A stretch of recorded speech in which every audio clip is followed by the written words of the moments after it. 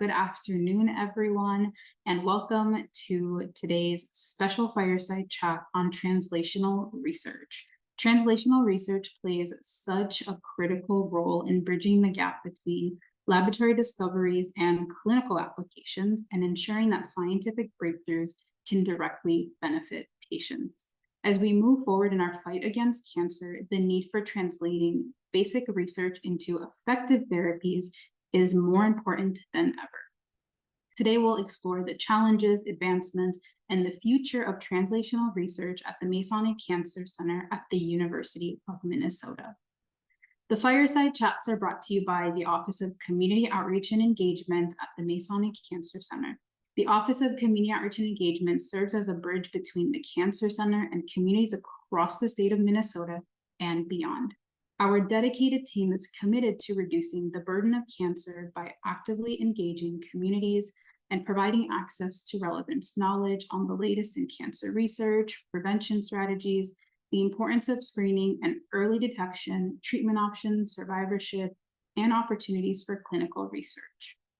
My name is Amna Hussein, and I'm the Community Outreach and Engagement Manager on our team. And on behalf of our entire team, I would like to thank everyone for being here today. I will also be moderating our fireside chat. Today, we are so honored to have two esteemed experts in translational research with us today, Dr. Manish Patel and Dr. Deepa Kolaseri. We'll first hear from Dr. Kolaseri. Dr. Kolaseri serves as the Scientific Director of Translation at the Masonic Cancer Center. Her work is centered on accelerating the preclinical and clinical development of first-in-human and first-in-kind experimental therapeutic agents, as well as non-therapeutic intervention. She facilitates their testing in institutional phase 1 and phase 2, as well as investigator-held investigational new drug clinical trials. With over 15 years of cell therapy expertise in both research and clinical settings, Dr. Kolaseri leads industry relations and collaborates with partners across various functions, including legal, product management, research and development, manufacturing, clinical trial data management, and finance. Previous to her role at the Masonic Cancer Center, she served as an assistant professor of pediatrics at the University of Louisville, Kentucky, and associate director of their experimental cellular therapy laboratory, where she led preclinical translational research and phase 1 and 2 clinical trials for pediatric malignancies. Currently at the Masonic Cancer Center, she leads the Data Solutions Group, co-leads cancer biospecimen management, and supports translating ideas into high-quality, efficient clinical trials within a short time frame. Next, we'll hear from Dr. Manish Patel. Dr. Patel received his BS in molecular biology from Vanderbilt University and his doctorate of osteopathy from Kirksville College of Osteopathic Medicine. He completed his residency in internal medicine at Northwestern University, followed by a clinical research fellowship at Winthrop University Hospital. In 2006, he joined the Hematology, Oncology, and Transplantation Fellowship at the University of Minnesota and became faculty member in 2010. Dr. Patel is a physician scientist whose research focuses on oncolytic viruses for lung cancer. He leads the experimental therapeutics phase 1 clinical program at the University of Minnesota and has been the Associate Program Director for the Hematology, Oncology, and Transplantation Fellowship Program since 2019. We are so thrilled to have such accomplished experts with us today to share their insights and experiences in the field of translational research at the Masonic Cancer Center. So we will be recording today's fireside chat, so you can always refer back to the recording that will be posted on the Masonic Cancer Center's YouTube page by the end of this week. For University of Minnesota employees and spouses participating in the university's Employee Wellbeing Program, you can earn your well-being points for attending today's fireside chat by completing the form that will be linked in the chat shortly. Before we begin, just some housekeeping items. We would like our audience to get familiar with using the Q&A feature, which is located on the bottom center of your Zoom screen. During today's session, please use the Q&A feature to submit any comments, questions, or reactions that you have, and we have some time carved out for some Q&A with Dr. Patel and Dr. Kolaseri. Okay, without further ado, I will pass things over to Dr. Kolaseri, who will provide an overview of the role of the Cancer Research Translational Initiative at the Masonic Cancer Center before we hand it over to Dr. Patel. Dr. Kolaseri, the virtual floor is all yours. Thank you, Amna.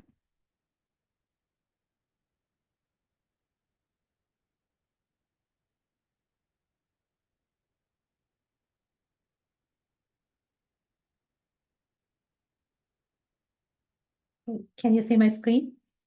Yes. Okay. Good afternoon, everyone, and thank you for being here today with us. I am Deepa Kolaseri, and I am representing our Masonic Cancer Center's Translational Research Group. So first, let us see what is translational research. Translation is all about taking the findings from basic research to the clinical setup. But before we get into the true definition of translational research, I would like to say a few words about the three major areas of research. And they are the basic research, the translational research, and the clinical research. The basic research is where the investigators get deep down to understand the concepts. And ours being a cancer center, they dive deep down to understand the fundamentals of cancer biology, immunology, genetics, all these factors associated with tumor. And this is basic research. Now, the findings from basic research is then transformed into practical medical applications that is of benefit to the patient to improve their outcomes and also enhance public health. This is translational research. Next is the clinical research. Now, the translational research can be either a treatment, therapy, prevention, or a diagnostics. So when it gets into the clinic, when it gets into the patients, how the patients react to that, what are the changes in them, how does it benefit them, what is the data that is coming out of the patients using this therapeutics, all these are associated with the clinical research. And all this data adds to the value of identifying better therapy for tomorrow. Here at the Masonic Cancer Center, we have a dedicated team for our translational research, and it is led by Dr. Emmanuel Antonarakis, our Associate Director of Translation, and myself, I serve as the Scientific Director of Translation. And here we have put together a very simplified version of how an idea goes from bench to the bedside. And I'm going to walk you through each of these steps. So at the Cancer Center, Masonic Cancer Center, we have several programs and translational working groups focusing on different tumor types and also disease-specific areas. And there are several projects that has the potential to get into the clinic. Now, these projects are reviewed by the Translational Committee, and they select project that is of high scientific value and high clinical value and prioritize these projects to get into the translational pipeline. Once the project has been identified, then the translational team brings together both the basic and the physician investigators. And when I say this, I should say the translational research is like my fist. On this side, it connects the basic research team And on the other side, it connects the clinical research team. So the translational research is to basically to bring together all the basic and the clinical investigators and then discuss and see how we can efficiently deliver it into the patients or for the population or for the public health. Now, when these basic and physician investigators come together, there are several scientific discussions. And in these meetings, we set the process, the different milestones and timelines that we can target to take a particular study to the clinic at a specific time. Next is the development of products. Say, for example, if we have a therapeutic product, like an immunotherapy product, the product needs to be manufactured. Okay, so we connect the study team or the investigators with the molecular cellular facility, and that is our GMP facility in the St. Paul campus. And the team reviews and discuss about the technology transfer from a small scale laboratory to a large clinical scale. And if the study involves collaboration with industry partners, then we organize business meetings and visits, again, discuss the milestones and timelines that we plan to accomplish. We closely work with the legal teams of both the groups and facilitate the contracts.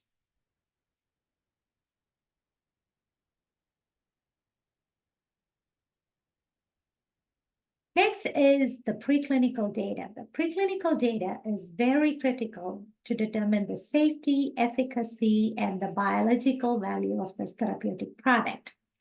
And the translational team facilitate a preclinical data review meeting, again, by connecting investigators and different teams who helps with statistics, preclinical testing, and put together all the data from various sources, and we review them together. Parallelly, there is this product scale up from laboratory to clinical scale. And once it's manufactured, then the product needs to be validated before it gets into the patients. So again, we connect the cellular therapy team, that is the team that treats the patients, the lead researcher team, that is the investigator from the basic research lab and from the clinical team, that the physician investigator, and the industry partners. And again, we walk through and track where we stand in our projected milestones and timelines and make sure that we are progressing forward as planned. We communicate and coordinate activities between the cell therapy team and also the study team so that everyone is on the same page. Once all the data is available and is available, reviewed, and we think we have everything ready to go, we prepare a submission packet for our FDA for their review. And this packet is usually called for a new drug. It is called an IND, Investigational New Drug. And then we communicate with the FDA, we answer any questions that they have, and finally we receive approval from them. The translational team also helps in the design of the clinical trial and research. Like I said, a translation, when an investigational product is given into a patient, it is very important to see how our immune system responds to that product. Is there a correlation between what we see as an outcome from the clinical side and also from what we see from the immune response side? These data and these comparisons are very important in developing better therapies. So we connect the study team with relevant laboratories here at UMN to do that testing work. We connect the financing and budgeting teams. We connect the clinical trials office for their oversight. And then we connect the cell therapy team, the product manufacturing team, and the data management team, and we bring them all on the same page where we stand, the next steps, and the timelines that we have in our agenda. If it is a collaboration with industry, then we lead weekly meetings and we provide them updates on a weekly basis. We can track our study milestones, timelines, we track the invoices. If there are any issues or concerns, we manage them. And we also set up an automated report and we share the data with our collaborating industry partner so that they can also see the data that as it gets generated. Once everything is planned and set, the clinical trials office run with the clinical trial implementation. We as the translational team connect the clinical trials office with the pathology team if it involves any biopsies, the immune monitoring team if it involves any immune monitoring testings, the statisticians, the investigational drug services who provide the drug at the time of clinical trial to that clinical trial team there, the cell therapy team who takes care of the patients, and the data solutions team as they gather the data from the patients. What I would like to emphasize here is that the Masonic Cancer Center has all the facilities within us to get these new first-in-human, first-in-kind of trials from our own lab to clinic safely and efficiently. And some of the key role players in this process are our well-experienced clinical trials office. We have a very good biobanking system. We have a strong data and informatics team. We have bioinformatics, we have biostatistics, and we have different MCC shared resource facility that all contribute to an accelerated translation of our ideas from our lab to clinic. And with that, I'll stop here. And I will pass it on to Amner. Thank you so much, Dr. Kaul. Sorry for that overview. So we will pass it over to Dr. Patel now. Okay. All right. Well, thanks so much. I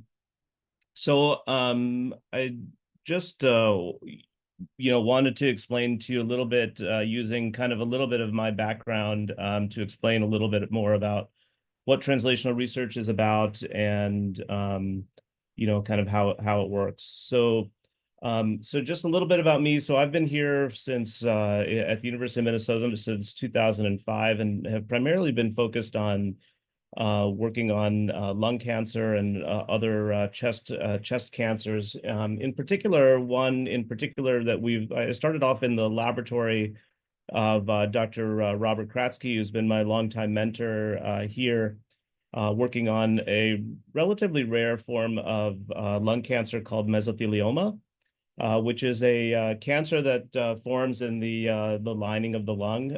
And some of you may have heard about this as it relates to it's one of the major risk factors is exposure to asbestos.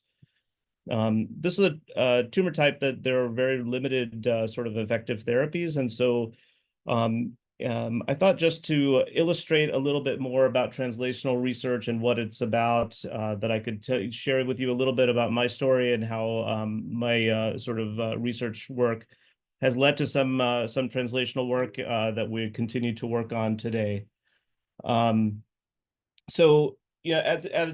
Deepa already alluded to, translational research really takes basic science discovery and translates the findings that we learn at the bench to better outcomes for patients. And so we want to take whatever information we get and translate that to patients. But obviously there's differences between the lab and what happens in real life. And so it should be really bi-directional, where whatever we discover and we take to the patient, to the clinic, clearly the first time we do things around is not always going to be perfect, but we want to learn from that experience and take what we learn from in the clinic back to the lab and keep refining that approach. Make refinements, take it back to the clinic, and then again go back to the bench when we, as we learn from both the laboratory and from the clinical experience.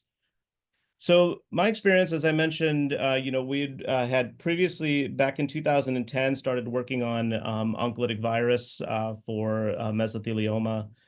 And, we had been working on this, looking at a live replicating virus to see how it might kill mesothelioma cancers. And actually in that process had developed a phase 1 trial. I guess a few years down the road, I had met with Jeff Miller, who's one of our senior researchers here, and he was working on developing a therapy to target NK cells to different tumor types. And it just so happened that a few weeks after that, I had gone to a meeting in Denver where I'd heard about these mesothelin targeted CAR T cells, which are so mesothelin is a protein that's expressed on virtually all mesothelioma cells.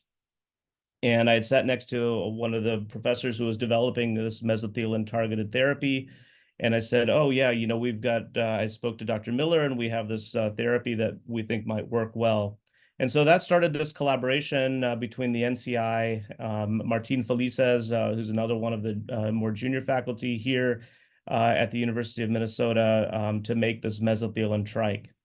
And so we started doing this work. We got a grant from the Mesothelioma Foundation in 2019 to use this treatment, to test this treatment in the laboratory for mesothelioma. And as we were doing this, Dr. Felices and Dr. Miller's group had developed a new targeted agent against this protein B7H3, and we tested this in the lab. We know that in mesothelioma that virtually all the mesothelioma cells make B7H3. In fact, if you look across all the different solid tumors, mesothelioma has one of the highest expressions of B7H3. And so we went to the laboratory and did some experiments with it, and lo and behold, we saw that these are cells that were treated with NK cells and then this B7H3 trike. And we could see here that when we just do the NK cells alone, these cells that are green are living cells and they do just fine. We add IL-15 and it works, but when we add the trike, it works really quite a lot better. And so after we did that, we, again, started to work on this work, submitted another grant, and we got funding for a grant. And as it turns out, this B7H3 trike is going to be entering its first phase 1 trial for a variety of different solid tumors, including mesothelioma, in 2024. And so that's just an example of doing work at the bench to try to see if a therapy might work, and then it's trying to develop a clinical trial to test the agents. And so that's been a lot of my, what my work in the lab really has been, is trying to test novel therapies against lung cancer, against mesothelioma, and try to see if there's a rationale or a good reason to move this forward to the clinic. Of course, once we get to the clinic, we want to certainly try to get some information from the clinical trial and move it back to the lab and try to make refinements. So we'll continue to investigate B7H3 targeted agents in the lab. We'll continue to collect data from clinical trials and then take it forward to the next generation of clinical trials. So that has been much of my work over the last 10 or 15 years, is trying to work on novel therapies. Not all of them have been successes, and some of them have, we've kind of abandoned thinking about doing clinical trials. But as I've been doing this, we kind of started to understand that doing phase 1, the early phase clinical trials, takes a really large team of people and some expertise in folks who understand the basic biology. And so a few years ago, about 3 years ago, we had decided to develop the Developmental Therapeutics Initiative. And that's a way of trying to organize how we enroll patients onto phase 1 trials, which are the very first clinical trials that we use in patients. And so what is the Developmental Therapeutics Initiative? It's really an organization, a group that we have developed to run and treat patients on phase 1 therapeutic trials. So these are usually drugs that have been tested in the lab. Now, this is not just the stuff that I work on in the lab, but also, things that have been developed by pharmaceutical companies, things that have been developed by collaborators of ours that look very promising in the laboratory and have gone through a lot extensive testing to see if it could be efficacious in a human, but they've never been tested in humans before. And so, as you can imagine, these are somewhat high-risk trials. We're obviously mostly interested in how safe it is because we haven't ever done it before in humans. And so, we're always looking to see how to safely administer these new therapies. There's certainly a high amount of regulatory requirements. It's very resource intensive in terms of the monitoring, having to follow for safety labs, having to do all sorts of things to make sure that patients who are treated on these new trials, new drugs are being treated safely. And so what we did is assemble a dedicated team with expertise in running clinical trials. We have a dedicated research team with regulatory experts that help us to stay in compliance with the FDA requirements and local requirements, coordinators, research nurses, and this team exists to also support other investigators who maybe don't have the experience in early phase clinical trials and to help them to do this. So this is our team. We have 5 medical oncologists that you can see here on the top row. And then in 2021, we also hired a nurse practitioner, Bethany Hankey, who's been awesome. And then more recently, we also hired a recruitment coordinator, Sarah Crane, who helps us kind of organize the patients who are being referred to us for clinical trials. As well as the other folks that are listed there are really integral. It really does take a large team, and this isn't even all of the people that are involved in this work. So why do we do this here at the U? We really felt like one of our strengths as a university is that we have a really strong translational pipeline. We have a lot of amazing basic science that's going on across the whole university. Including the leading institution for the Center for Immunology, and we have a lot of experience in cell therapy. And we really have state-of-the-art facilities here to do this. And the unmet need was that we really had difficulty organizing the clinical trials space, particularly in the phase 1 space for these patients. And many oncologists were unaware of available trials. And so we thought that by doing this here, that we would have that ability to kind of get this organized. And I think the thing that really did it for me in terms of wanting to do this work is that we really felt like having this DTI, Developmental Therapeutics Clinic, was a win for all of us. First and foremost, as always, we're in it for the patients, and it's really a win for patients because we are making novel therapies available for our patients. And as we've found out, as we've started doing this work, there is much more demand for patients to be enrolled into clinical trials than we ever even thought was more than we thought that there was. And so by having this facility here, we're able to offer novel treatments to patients, provide hope for them that there's something for these patients that otherwise don't have other therapies to offer. I think it's a really great thing for the University of Minnesota. It provides us an avenue for translation of our homegrown science to the clinic, enhances the impact of our research, increases our visibility within the state and nationwide.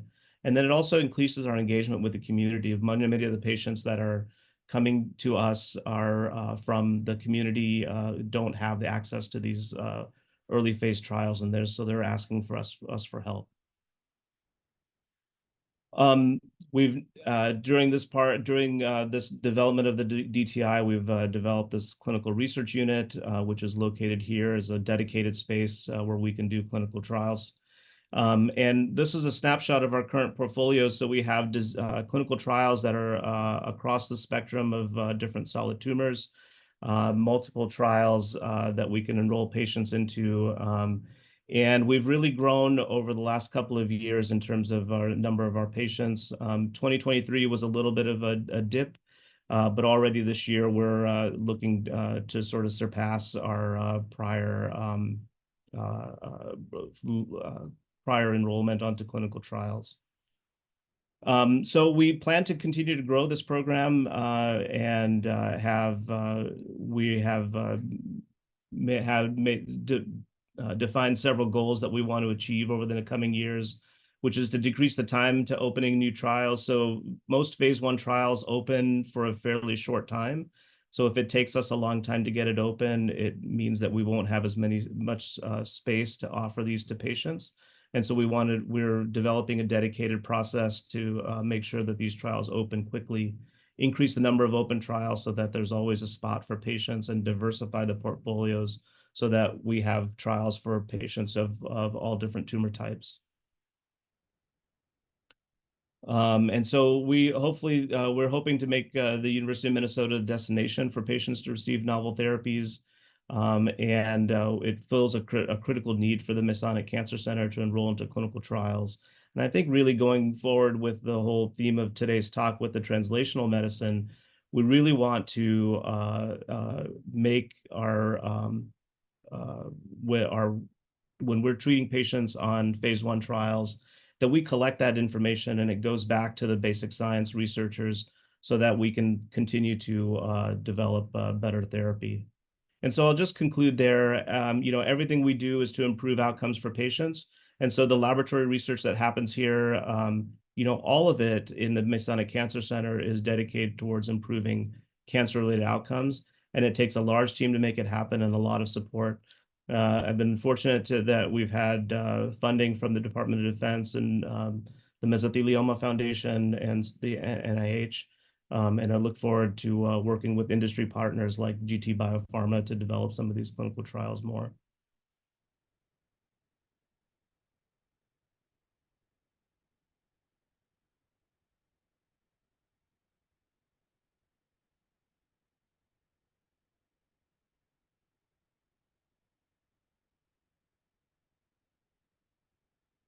Thank you so much, Dr. Patel and Dr. Kolaseri as well, for just your insightful and very informative presentations. It was really inspiring to hear about the progress being made and all of the ongoing efforts to translate research into real-world cancer therapies here at the University of Minnesota.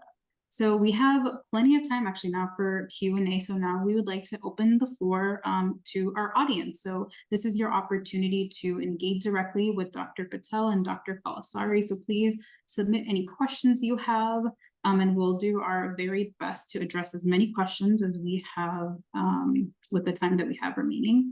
So let me just quickly get our fire started. So give me a moment here to get that before we start our Q&A.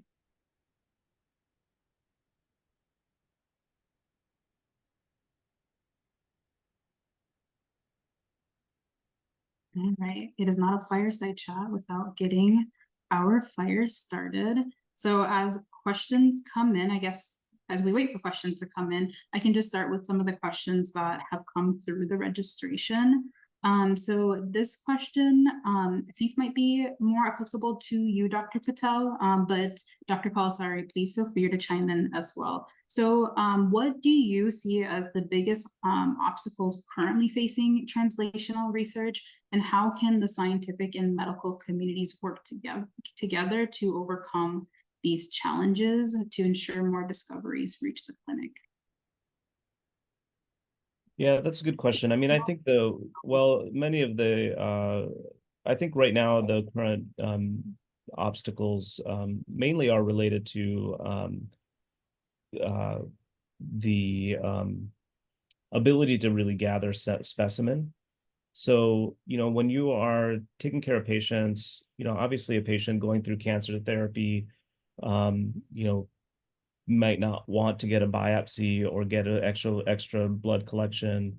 But I think even more than that, it's sort of like as a clinician, if I'm seeing a patient and I get a blood sample or a tissue sample, what do I do with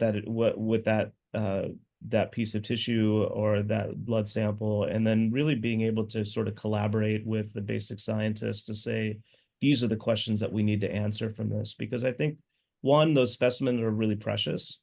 A patient has sacrificed time and taken some risk in terms of giving us those samples. And we really want to make sure we're doing the right thing with it. And I think really that's probably the major obstacle to, furthering translational research at this moment. Dr. Kolaseri, do you have anything to add? Yeah, I very much agree with Dr. Patel. And I would like to add another point that these specimens that we collect from these patients, they are highly valuable because the data that we can get from them can be then applied to the next generation therapeutic that we come up with. And also, they can help in reverse translation. Like, say, for example, we get these samples from these patients. We can see what are the biomarkers. There are certain antigens that are highly expressed in certain kind of cancers. We call them as biomarkers. So if we can identify those biomarkers, they can be used in diagnostics. They can be used, and if some of the genes, we can do the gene sequencing, and whether it is inherited, there are so many things we can do, and we can not only move from laboratory to clinic, but the data from these patients will also help us to move a reverse translation. We call it reverse translation when we can take the observation from the clinic and take it back to the laboratory. So they are highly valuable, and that is a great tool for us in the translational research area. On that, I'd actually have a follow-up question to that. So then what role can patients serve in translational research? So this is one role.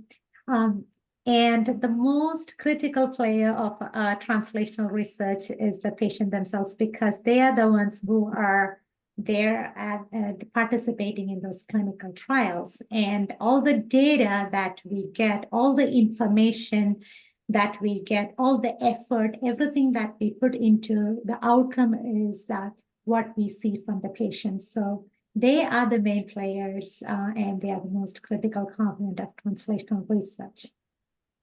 I would agree with that. I think, it sometimes gets taken for granted, but, the patients who are participating in the clinical trials are the real heroes here. I mean, we can't do any of this. Yes. We can't do any of this, can't learn anything about it without the patient participating in a clinical trial.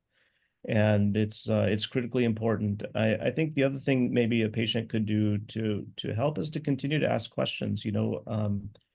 We often make a recommendation for a treatment based on a whole litany of reasons from the clinical data, the laboratory data, et cetera. But engaging in that process of with your physician, with the oncologist, about why we're making the decisions we're making, makes it really clear where the gaps are and how can we go about understanding where the gaps are. So I think that's the thing. Those are the things that patients can do to really help further it along. I love that. Patients are the MVPs. So, all right. So next question, looks like this question was just submitted. Is there a branch of translational research that focuses on implementing social science research rather than clinical research? If so, how can the addition of social science implementation be beneficial? I can answer that. So the social science one is called as implementation science. Translation means it is just not to clinic, but also to the community. So translation is either ways. We just focus today mostly on clinical side of things, but yes, taking it into the community is also a big thing. For example, I'm just going to take a very common example, and we have very strong investigators here at our cancer center who focuses mainly on smoking and the hazards of smoking. So, smoking in public areas, how it impacts a common man, like the passive smoking and all those things. And a policy came into place that there are certain designated areas for smoking, and everyone cannot smoke in a public area for the risks associated with it. So that policy came into effect because of a translational work. Like people, they studied what is the effect of passive smoking. Like, if you are not a smoker yourself, but you are exposed to the smoke from another person, what is the hazardous behind that? What impact does it have? And that was then taken into the next level of policy building, and that policy came into effect. So this is one example of translational research. So yes, the answer is both to clinic and to population or to the community is translation. That is wonderful to know. So this question is to you, Dr. Patel. How do you ensure that the needs, I know we kind of alluded to this a little bit in our first question, but how do you ensure that the needs and perspective of patients are integrated into the translational research process? And can you share specific examples of how patient input has shaped your work? Well, I think for sure, so I think the first part of your question was about how can the patient input sort of shape the research? Is that right? Yep. Yeah, so Yep. I mean, I think, we certainly take feedback from patients in terms of, we have maybe a clinical trial that we're doing, and we learn that, patients really don't want to participate in this because of some requirement of the study, or what the study is telling us about the treatment, So we might take that back and be like, well, we're not going to do a trial this way because we know that patients aren't going to really do it. It's not going to be successful. Now, if it's something that is that we have a really strong rationale for, we might still try to go ahead and do it and explain the rationale to the patient. But on the other hand, if we know that the study is going to require us to do 10 biopsies in a month, there's no way anyone's going to sign up for that, nor should they. So those are the kind of things where we can get some input from the patient. With regards to how patients can influence my research, I mean, it's every day. The questions that I think about for the next research question always come from the patients I see in clinic. So you see a patient that you expect to respond to a treatment, but it doesn't, and you want to ask the question why, and that's sort of forms the basis of maybe the next hypothesis, or the next experiment that you do in the lab. So I think it's the patient aspect of it is critical. I mean, it forms the basis of everything. All right, another question here. Keep the questions coming, please. We have time. So this is your opportunity.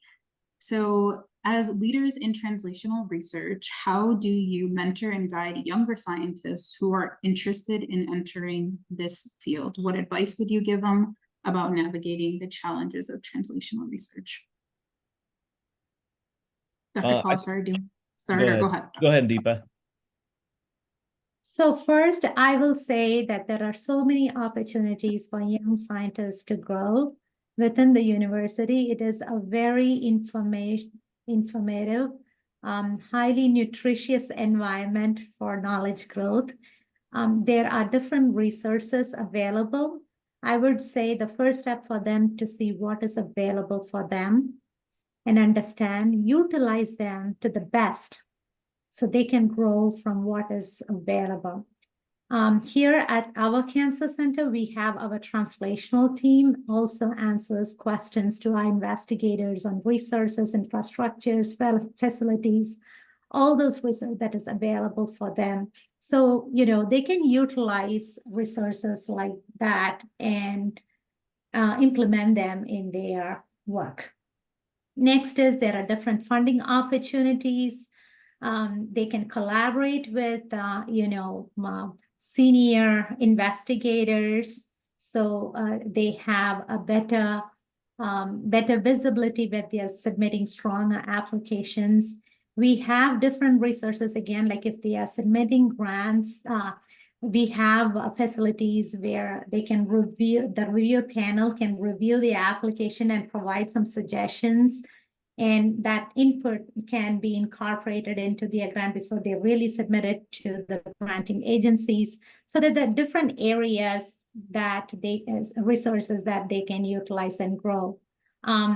And also, I think there is always a mentor, and I think Dr. Patel can talk more on that.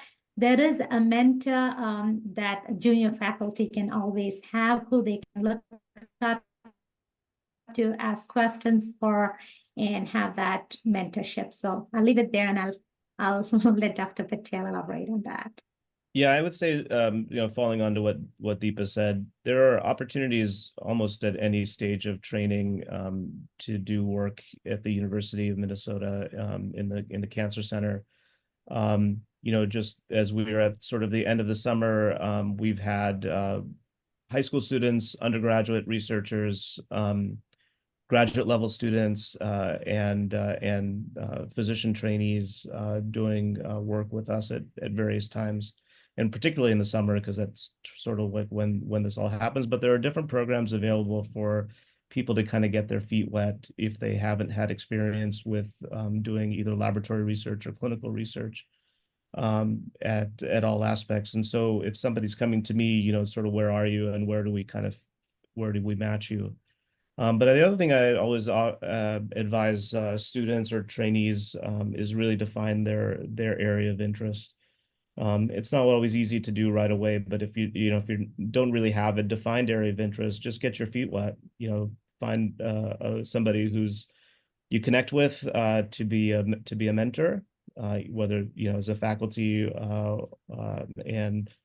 and do some work with that person. See how you like it.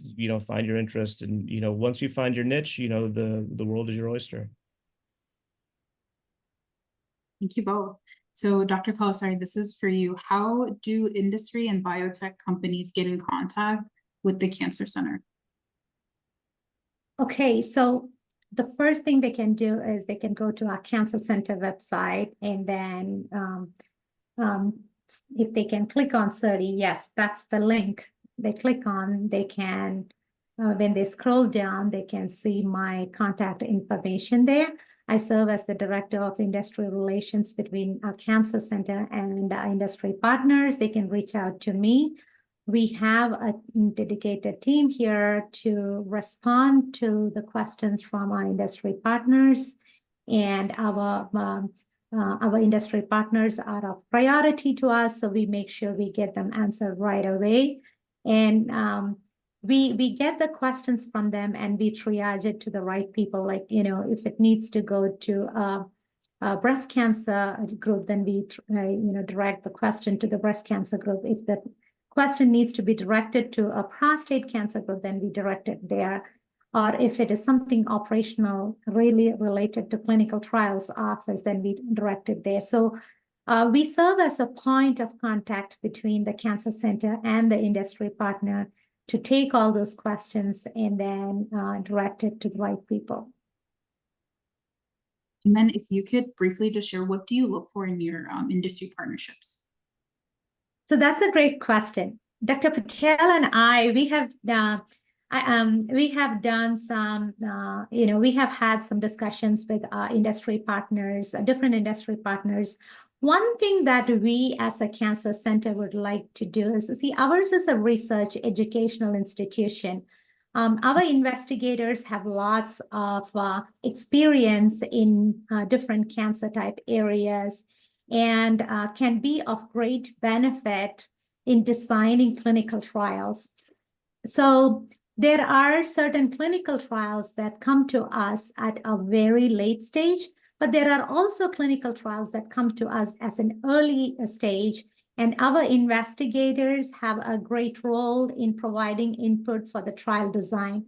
And the later one has worked really well and has been a win-win both for our investigators and for the industry partners, because again, our investigators know what is the best eligibility criteria, what to include, like, what are the different points to use as an inclusion criteria, what are the different points to include as an exclusion criteria, how can we have a good enrollment for a trial considering population, population in this area, and the study design as well, like, since they have seen so many cases and not only seeing the patient, but also having a good research setup here within us, all these can really help in,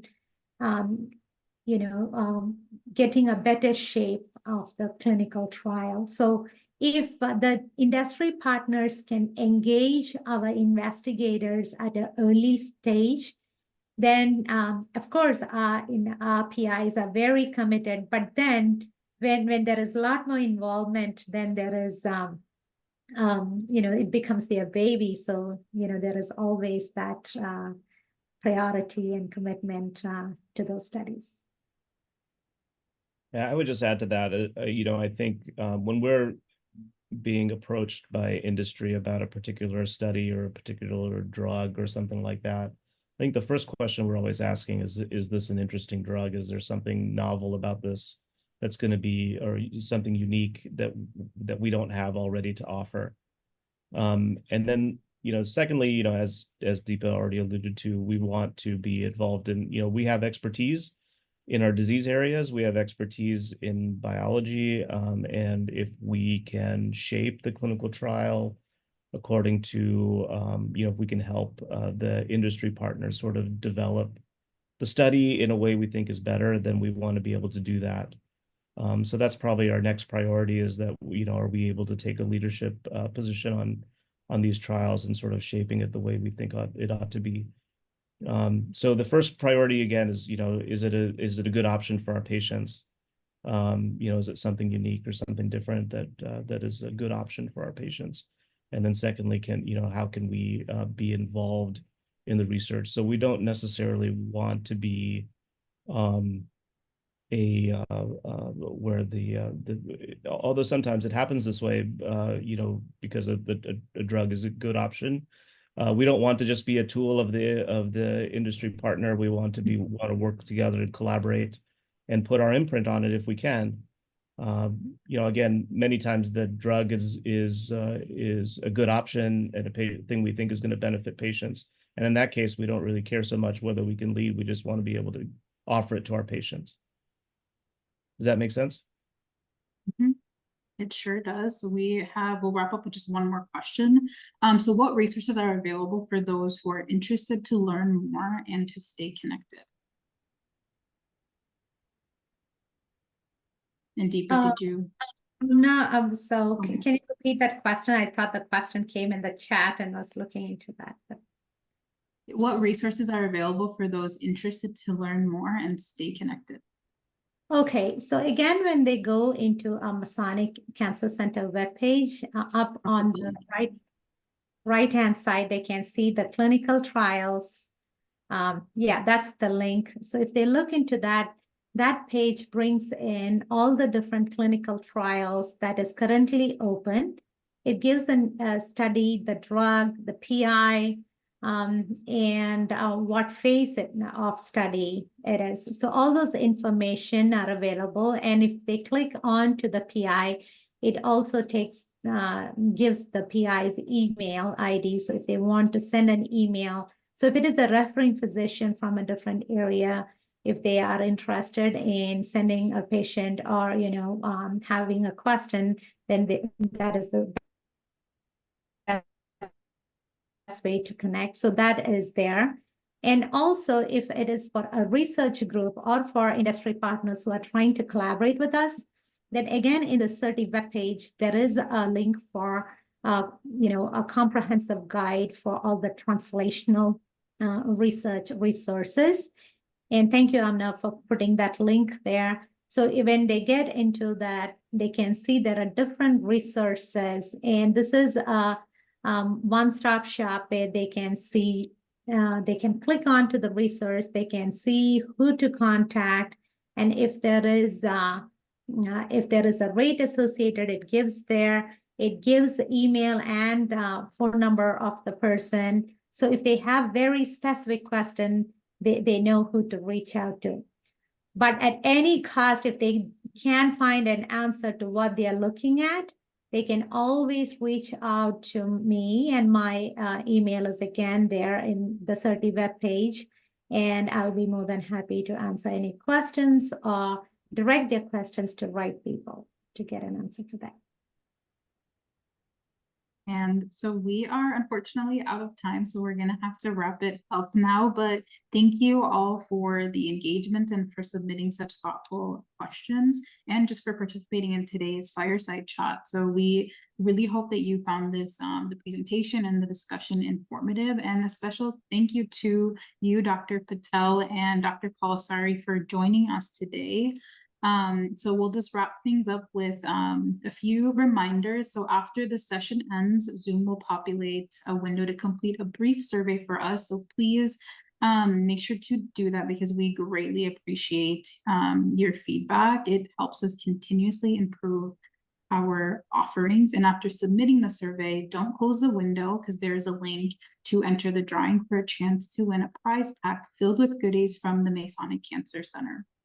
And also the link to the survey will be sent in the follow-up email that will go out tomorrow.